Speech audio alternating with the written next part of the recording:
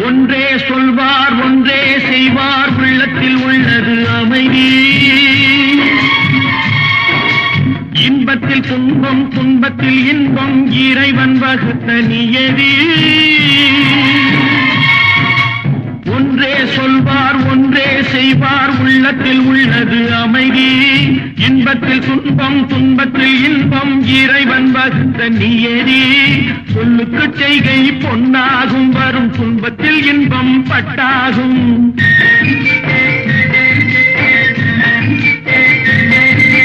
சொல்லுக்கு செய்கை பொன்னாகும் வரும் துன்பத்தில் இன்பம் பட்டாகும். இந்த இரண்டு கட்டளை அறிந்த மனதில் எல்லா நன்மையும் உண்டாகும், எல்லா நன்மையும் உண்டாகும்.